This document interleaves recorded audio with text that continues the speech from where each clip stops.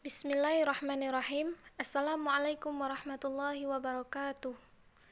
Saya Siti Hajar, mahasiswi dari program studi pendidikan bahasa Arab semester 5. Baik, di sini saya akan menjelaskan tentang merancang tes kemahiran kalam.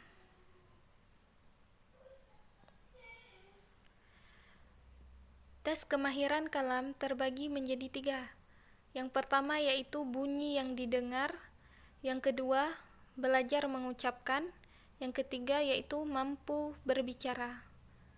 Aktivitas berbahasa yang penting dalam kehidupan sehari-hari menuntut penguasaan terhadap beberapa aspek dan kaidah penggunaan bahasa Arab, kemudian penguasaan lafal kosakata, struktur, penguasaan topik atau gagasan, dan kemampuan memahami bahasa lawan bicara.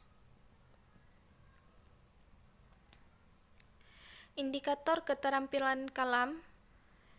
Yang pertama, mengucapkan mufradat baru dengan lafal yang baik dan benar. Yang kedua, mengucapkan materi hiwar dengan lafal dan intonasi yang baik dan benar. Yang ketiga, mendemonstrasikan materi hiwar secara berpasangan. Yang keempat, melakukan tanya jawab dengan mufradat dan pola kalimat yang diajarkan. Dan terakhir yaitu melakukan tanya jawab tentang bahan bacaan dalam bahasa Arab yang telah diprogramkan. Secara garis besar, tes kalam meliputi 4 bagian. Yang pertama, tes pelafalan. Yang kedua, tes praktek struktur secara verbal. Yang ketiga, tes berbicara menggunakan rangsang visual.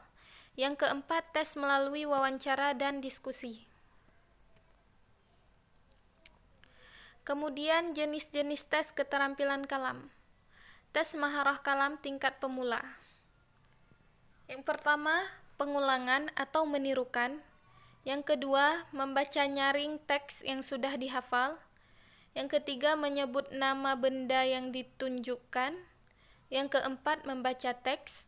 Yang kelima, melengkapi atau menyempurnakan kalimat. Yang keenam, korelasi atau tata bahasa secara lisan. Yang ketujuh, merubah pola kalimat secara lisan. Yang kedelapan, membuat pertanyaan dari sebuah ungkapan. Yang terakhir yaitu membuat ungkapan baru berdasarkan suatu ungkapan atau stimulus. Tes maharah kalam tingkat menengah. Yang pertama, mengungkapkan perasaan pribadi. Yang kedua, memberikan komentar. Yang ketiga, menggabungkan beberapa jawaban menjadi cerita. Yang keempat, menarasikan cerita bergambar. Yang kelima, mengungkapkan apa yang dibayangkan. Yang keenam, membuat deskripsi. Yang ketujuh, membuat ikhtisar. Yang kedelapan, berdiskusi. Kesembilan, pertanyaan menggali. Kesepuluh, melanjutkan cerita. Kemudian menceritakan kembali. Selanjutnya percakapan. Dan yang terakhir yaitu dramatisasi.